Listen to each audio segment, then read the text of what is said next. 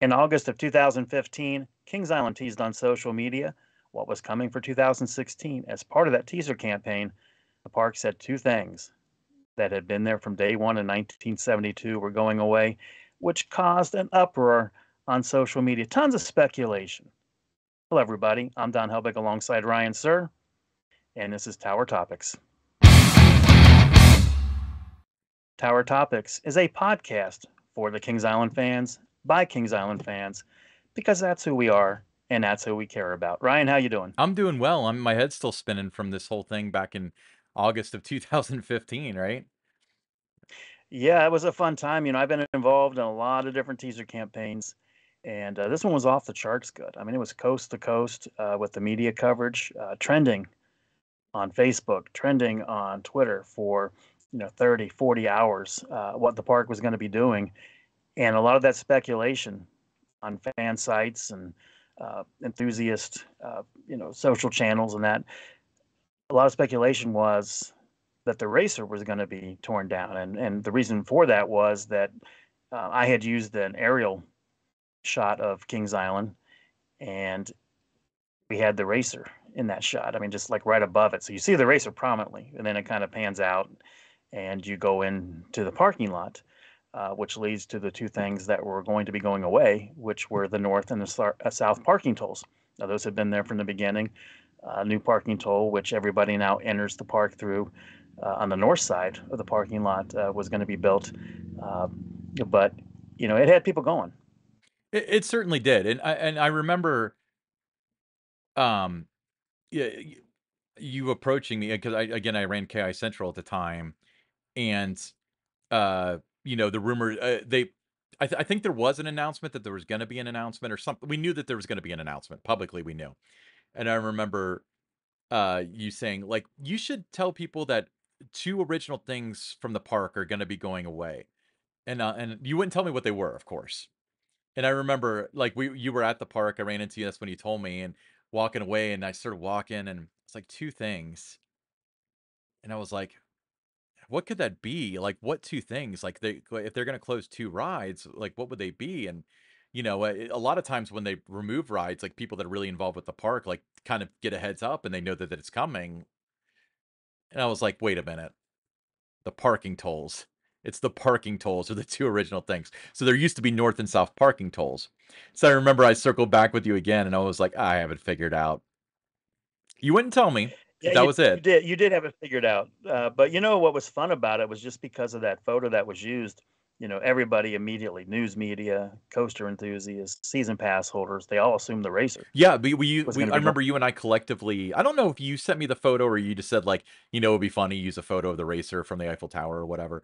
But, I remember having the local news reaching out to me saying asking for a comment on the racer being removed, and I think just didn't respond or something. I don't remember how I handled it because it was only like a 24-hour ordeal. But you're right. I think at the time it trended on Twitter.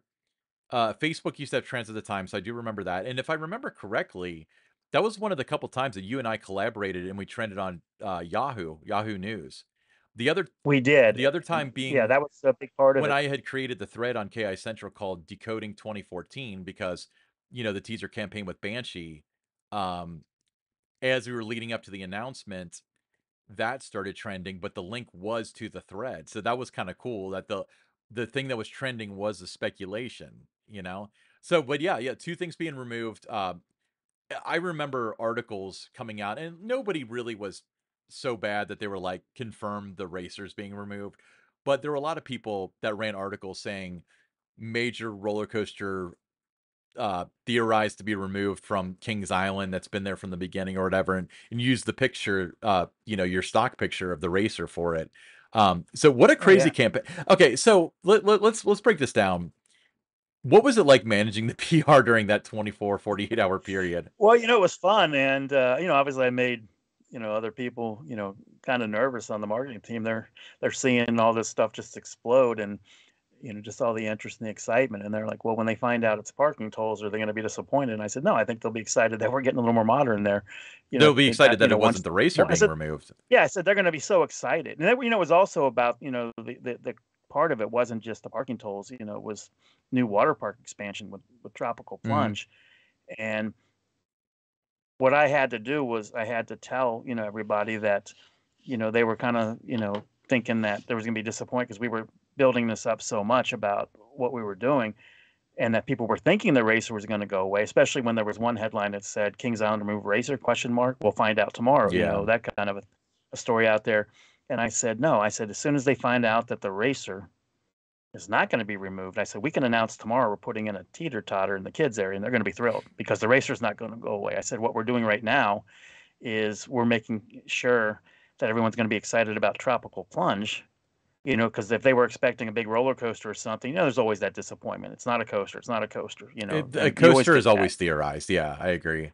Yeah, so you get that, and everybody's thinking, you know, oh, it's going to be this and it's going to be that, and it's going to be a new roller coaster, and you know, the way that we were going to get around that disappointment of it not being a roller coaster and being excited about this, uh, you know, really impressive, you know, new water attraction that was, you know, 6 different slide experiences, 7 stories tall, was to just make everybody super excited that the racer wasn't going away. So there was a lot of, you know, wheels in motion about how can we get people, you know, to really feel good about what we're doing here, not be disappointed it wasn't a roller coaster, Hmm.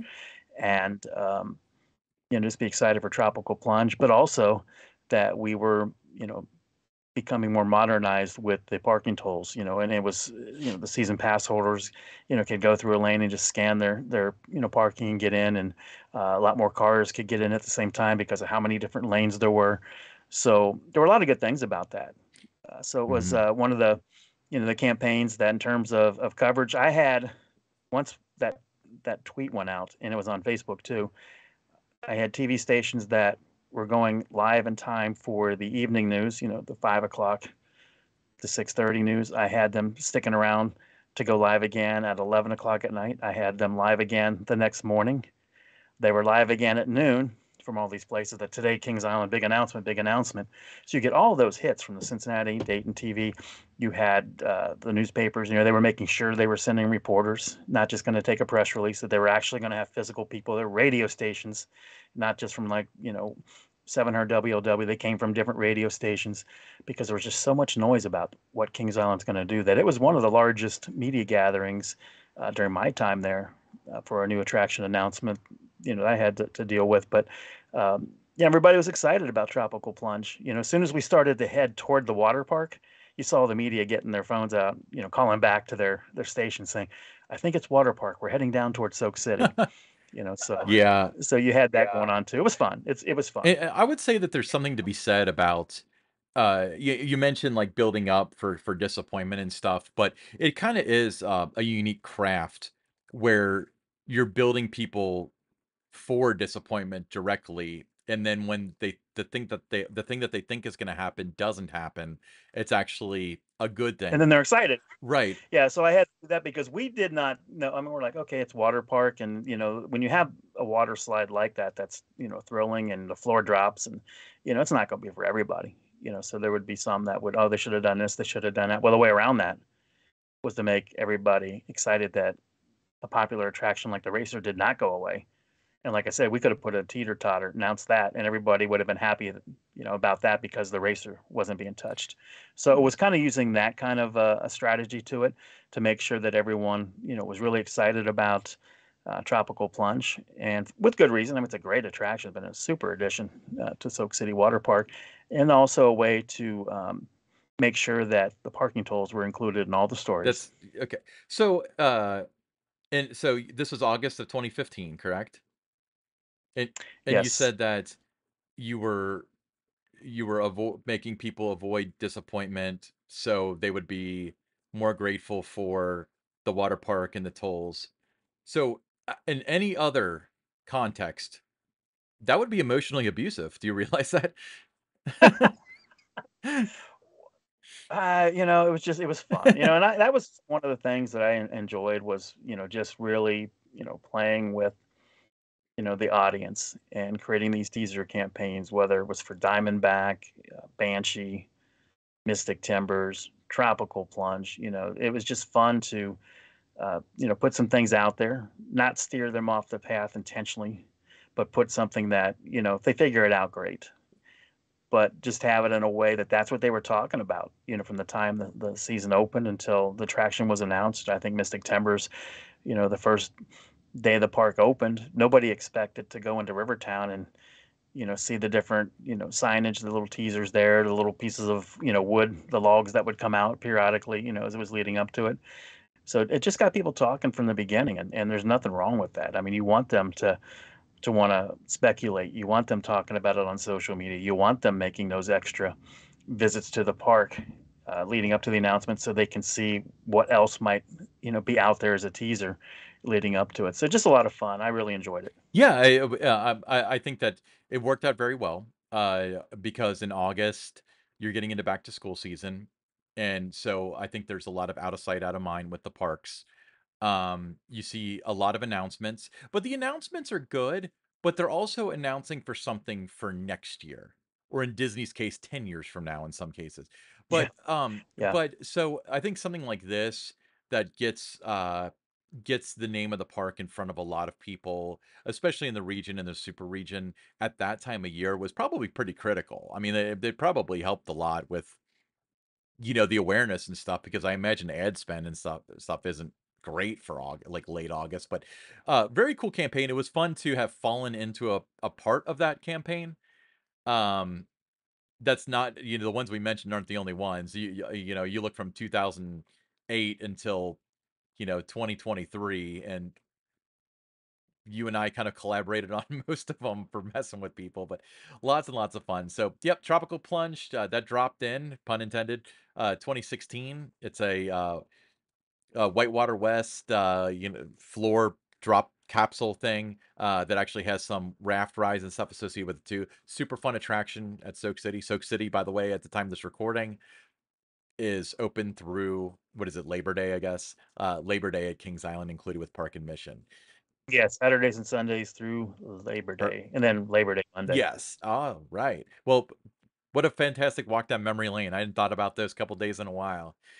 Anyway, I'm Ryan Sir along with Don Helbig, and this is Tower Topics.